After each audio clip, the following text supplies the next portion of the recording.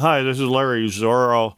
This site is really to show you the things you can do with pillar gardening, hay gardens without bales, to show you the produce. Because a lot of people, with a lot of trickery of cameras and things like that, you can add more green to it. But my pictures are unadulterated.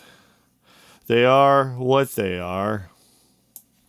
I can show you a plate of spinach. The green of the spinach will put your eyes out.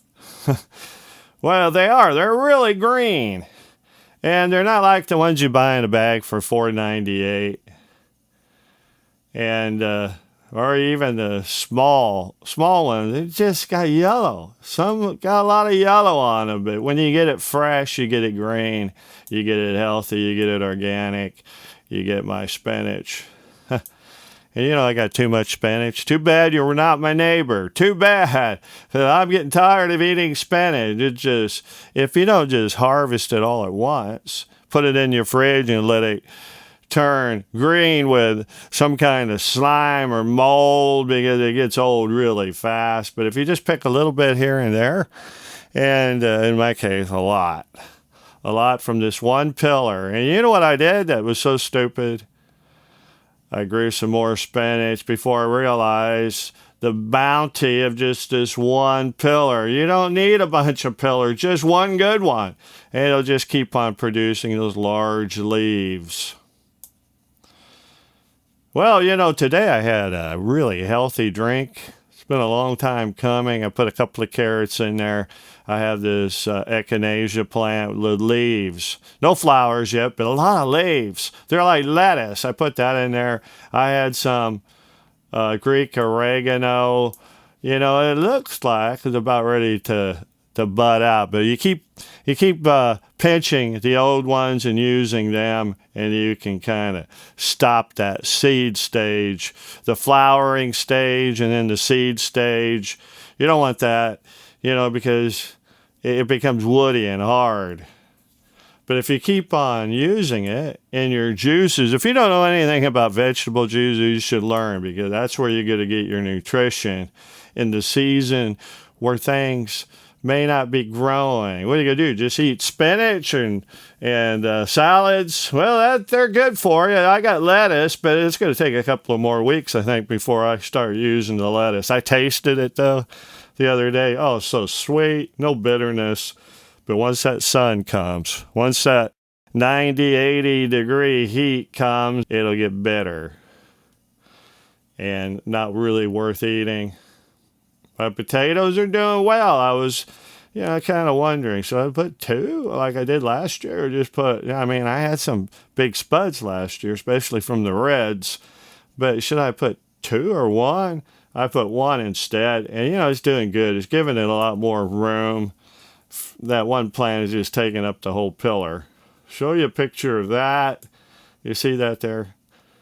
And, I went ahead and I bought 2 Cherokee tomatoes. I was trying to make pillars that uses some old sprigs, trees starting to grow, and they're about 7 or 8 feet high.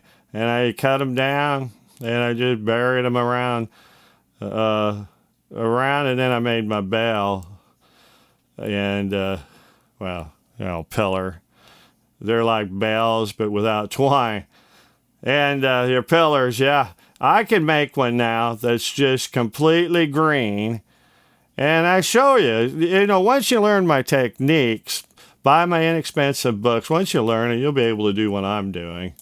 I don't just give away information. This site is really to show you what you can do with pillar gardening. But I can make a green pillar.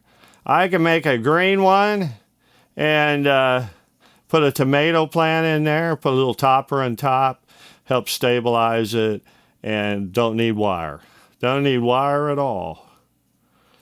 And that's kind of a new thing for me, not to use wire. You don't want to make them too high, but about 3 feet's good enough for some things like potatoes, even a bush tomato. That's what I'm growing it. And the one I just made the other day is a bush tomato. I found one. Patio, it's a hybrid. I'd rather use heirloom. But, yeah, I had one once before, and it had so many little tomatoes. But I got an idea. I have an idea, and maybe selling some of those tomatoes. And, yeah. And, anyway, my garden is big. It's luscious. Oh, I do have a picture here. I did have a filter on it. I said it's unadulterated. Well, I got it on the filter. And, yeah, it's super green. Well, I don't do it to fool anybody, but sometimes I guess I do use a filter. That was an accident. You know, those phones, they got these settings, and I must have got it on green. I just see that. And anyway, my alfalfa, I used to just throw it in the ground all over, and alfalfa was coming up, and I take little sprigs from growing in the backyard. There's no herbicides or anything like that. But anyway, I found out you're growing it in a pillar, you get 5 or 6 times as much alfalfa than what could grow in the yard. And this thing's like a bush. I'll show you that picture. Yeah, see it? It's like a bush. All my carrots are up. And I can tell you this, though. If you got squash and you want it to come up, or you got melons, you want it to come up, put a little heat lamp. You know how to make a little light, don't you?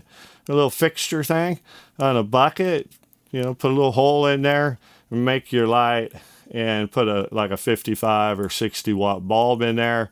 It'll heat up the soil. They'll come up faster than waiting until the heat comes. And you want an early start. That's what you want to do. Well, that's all I got for you today. When I start showing you the produce, when it starts coming in, you'll probably hear me complaining that I got too much. I'm the only one in this household that eats the vegetables, and yeah, and that's the way it is. And I complain, hey, I'm getting too much stuff here. I can't eat it all. And that's the way it is when you're a successful gardener. This is Larry Zorro. You take care. God bless.